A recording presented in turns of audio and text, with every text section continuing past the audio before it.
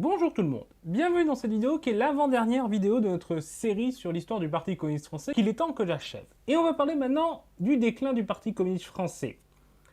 Le PCF avait atteint son apogée à la Libération, entre 26 et 28% des voix en 1946. Il va reconnaître d'abord une première baisse avec le retour à la normale de la vie politique, mais se stabiliser autour des 25%. Puis une nouvelle baisse avec le retour de gaullisme qui va venir le concurrencer auprès de l'électorat résistant. Il va alors tomber à 19%, puis remonter entre 20 et 22%. Et c'est à peu près à ce niveau-là qu'il est au début des années 70, lorsque l'union de la gauche se fait avec le PS. Et c'est à ce moment-là que le Parti socialiste va dépasser le Parti communiste et s'imposer comme la principale force politique de gauche jusqu'en 2017 et devant le PCF jusqu'en 2022, puisque donc le PS devance le PCF aux législatives de 1978, même si le PCF reste alors à plus de 20% des voix, et qu'à toutes les élections depuis, le PS a été devant le PCF jusque, du coup, en 2022, où Fabien Roussel a dépassé Anne Hidalgo. Quelles sont les raisons de ce déclin? Il y en a plusieurs. Déjà, il y a la guerre froide qui joue. Le PCF apparaît comme le parti au service de l'URSS, une puissance ennemie. C'est également les révélations sur les crimes du stalinisme et les autres errements de l'URSS qui ternissent l'image de ce pays et donc de l'idéologie qui était associée. Et le PCF qui en plus était très affilié, mais ça nous en parlerons dans la dernière vidéo, à l'URSS et au régime soviétique, va forcément pâtir de cette situation. Si on ajoute à ça la chute de l'URSS, qui vient rajouter du coup un peu l'idée que le communisme est une idée du passé, le déclin du monde ouvrier qui était sa zone de force, l'exclusion de cadres réguliers qui finissent quand même que par affaiblir le parti, l'écartement de certains intellectuels suite à ces exclusions et ces purges, ça affaiblit pas mal le Parti communiste français qui reste reconnu dans son rôle dans les luttes et son aspect bon gestionnaire local, mais il suscite la méfiance en ce qui concerne l'exercice du pouvoir national. Autre aspect du coup, comme je l'ai dit, l'union de la gauche qui permet au PS de dépasser le PCF. L'union de la gauche, ça s'ouvre en 1972 avec la signature d'un accord entre le PCF, le PS et une partie du Parti radical, qui va former par la suite le Parti radical de gauche, qui est donc une période de bouleversement pour la gauche et pour le PCF.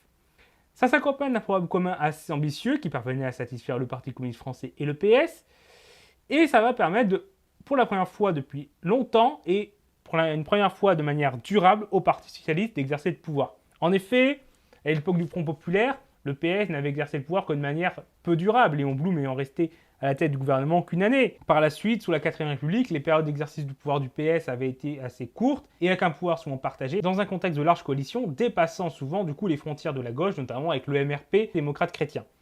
Là, on va avoir un gouvernement de gauche pendant plusieurs années avec uniquement des partis officiellement de gauche et où le PS va être largement dominant. Mais du coup, par cette union, qui se matérialise notamment au présidentiel de 1974 avec la candidature commune de François Mitterrand, qui avait déjà été candidat commun en 1965, mais à l'époque, il n'était pas membre de la SFIO. C'était un indépendant de gauche. Cette fois, il est clairement membre du PS. C'est le candidat du PS, et il devient alors la figure de la gauche, et par ricochet, le PS devient la figure de la gauche pour une grande partie de l'électorat.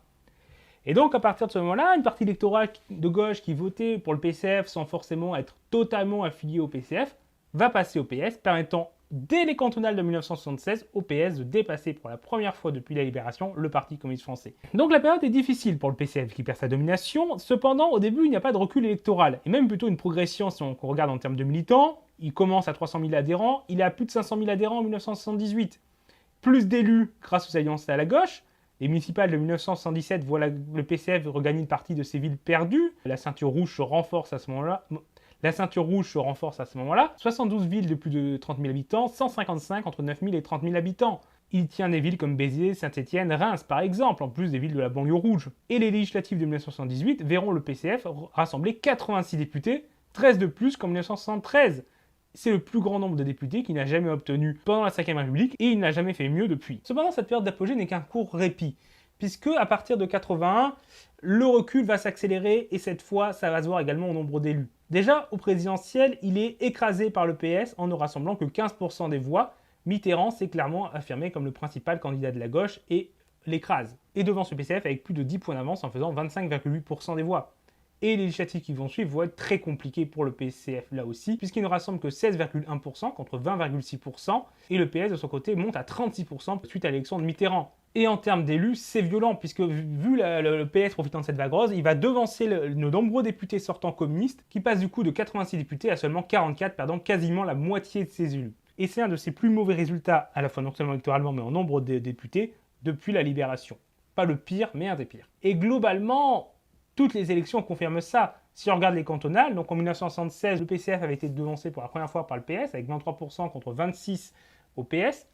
En 1982, ça s'affirme aussi, avec 15,9% des voix pour le PCF contre 29,7% pour le PS. En 88, 30% pour le PS, 13,4% pour le PCF. Les européennes de 79, le PS n'avait que 3 points d'avance sur le PCF. Cette fois, en 84, le PCF ne rassemble que 11% des voix, alors que le PS en a 24%. Et en 1989, si le PS est stable à 24%, le PCF tombe à 7,7% et il est dépassé pour la première fois de son histoire par les écolos. Si on regarde les législatives, comme je vous l'ai dit, en 1978, le PCF n'avait que 2 points de retard, il en a 20 points en 81 et il en a 21 en 86 avec 10% des voix contre 31 pour le PS. Au cours des années 70, le PCF avait pourtant bien vu ce danger de se faire dépasser par le PS et ça avait été un des éléments qui l'avait poussé à rompre l'union de la gauche officiellement en 1977 après les municipales, ce qui va en partie expliquer l'échec de la gauche en 1978 qui va faire un peu moins bon bien que prévu aux législatives, puisque certes au second tour il va y avoir un accord de désistement signé au dernier moment, mais les reports de voix vont être moins bons du fait de l'aspect un peu précipité de cet accord. Mais le PCF ne pourra pas renverser la vapeur malgré ce retournement de stratégie. Mitterrand est alors devenu le visage de la gauche pour une majorité de l'électorat de gauche. Du coup, en 81, le PS a une majorité absolue, il n'a plus vraiment besoin du PCF. Mitterrand accepte quand même d'inclure des ministres communistes au sein du gouvernement pour montrer l'aspect union de la gauche, mais ces ministres n'ont quasiment pas d'influence. Certes, ils vont pouvoir faire quelques mesures dans le bon sens, mais vu que le PS n'a pas besoin d'eux pour avoir une majorité, ils sont souvent réduits à devoir avaler des couleuvres. Ils ne pourront donc pas empêcher le début du tournant de la guerre en 1982 et lancer pour de bon en 1983. En 1984, le PCF va quitter le gouvernement sans avoir pu infléchir sa ligne, et il va subir en 1983 la vague bleue, qui va lui faire perdre une vingtaine de villes de plus de 30 000 habitants, et donc un score catastrophique de 11% des voix aux européennes de 1984. Dans le même temps, il doit également faire face à la concurrence sur sa gauche, et notamment avec les mouvements de mai 68 qui existent toujours, avec des mouvements anarchistes qui ne se présentent pas aux élections, mais aussi surtout trotskistes qui se présentent aux élections. Certes, il ne rassemble que quelques dizaines de milliers d'adhérents, certes, à ce moment-là, il ne dépasse pas les 3% des voix, mais ils arrivent à concurrencer le PCF dans le monde syndical, dans le monde étudiant, dans le monde des intellectuels, ce qui le fait perdre en influence. Et clairement, le PCF voit cette concurrence d'un mauvais œil. Et il veut donc réaffirmer alors son aspect révolutionnaire, pour ne pas être dépassé sur sa gauche, tout en devant maintenir l'alliance avec le PS, qui est de plus en plus nécessaire, puisque le PS le dépasse largement. Un grand écart compliqué. Et donc le recul va se poursuivre. Il tombe sous la barre des 10% pour la première fois en 1986, il ne rassemble que 6% au présidentiel de 1988, certes avec la présence d'un dissident, et il va quand même réussir à rassembler 11% des voix aux législatives. Par la suite, il va stabiliser entre 7 et 9% durant les années 90, avant de connaître une nouvelle chute, notamment suite aux mutations de la période Robert Rue et de la gauche plurielle, à partir du moment où le PCF va commencer à être sérieusement concurrencé au sein de la gauche radicale par l'extrême gauche trotskiste, qui va récupérer une partie de l'électorat contestataire qui a quitté le PCF, et ainsi en 2002 et 2007, le PCF va être devancé par des candidats d'extrême gauche, Laguillet, Besancenot en 2002, uniquement Besancenot en 2007, et même si aux autres scrutins, l'implantation des candidats communistes lui permettent de garder sa domination, elle n'est plus aussi incontestable qu'avant. Et par la suite, ça va être les mouvements de Jean-Luc Mélenchon, d'abord parti de gauche, puis la France Insoumise, qui vont progressivement aussi prendre le leadership au sein de la gauche radicale. Et c'est une des raisons qui explique une certaine rancœur du Parti communiste français envers la France Insoumise, qui a l'impression de s'être fait piquer son créneau. Et donc si certes c'est un peu vrai que la France Insoumise a réussi à piquer ce créneau, c'est aussi le PCF qui a un peu contribué à perdre son influence sur ce créneau-là. Et aujourd'hui, le Parti communiste français seul a du mal à faire plus de 2 ou 3% des voix. Dans le même temps, l'UMA perd également énormément de lecteurs, les organisations proches du PCF s'affaiblissent, par exemple la CGT, et en termes d'élus, en effet, la chute continue, avec seulement 53 villes de plus de 30 000 habitants en 1983, 46 en 1989, et seulement 41 en 1995, et plus qu'une poignée désormais.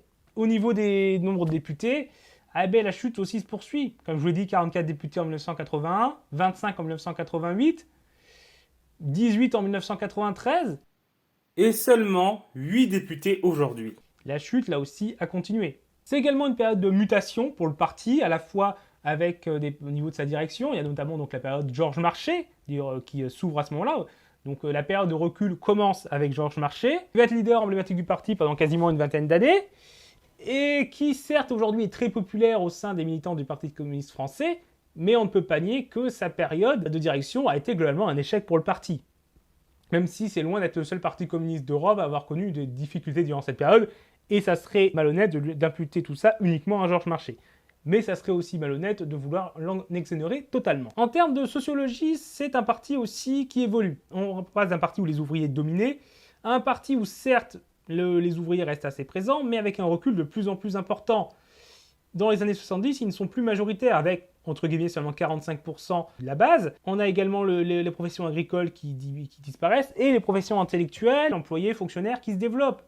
Un parti qui s'ouvre plus aux classes moyennes. Et ces évolutions vont se poursuivre, vont commencer dans les années 70, ça va se poursuivre dans les années 80, et également dans les années 90, avec notamment les mutations de la période Robert Rue, des cadres ouvriers qui sont alors remplacés par des fonctionnaires, journalistes, un parti qui ne privilégie plus les ouvriers dans les promotions internes, les écoles du parti par exemple qui disparaissent ou perdent leur fonction d'éducation populaire au cours des années 90, ce qui fait qu'on perd ces mesures de promotion du militant d'origine populaire, et c'est plus du coup en effet les catégories qui sont favorisées dans le milieu politique, des personnes avec un plus haut niveau d'études, des personnes qui ont des facilités pour s'exprimer, des facilités aussi en termes de compétences administratives, donc les enseignants, les cadres administratifs, les journalistes, qui vont devenir de plus en plus importants au sein du parti.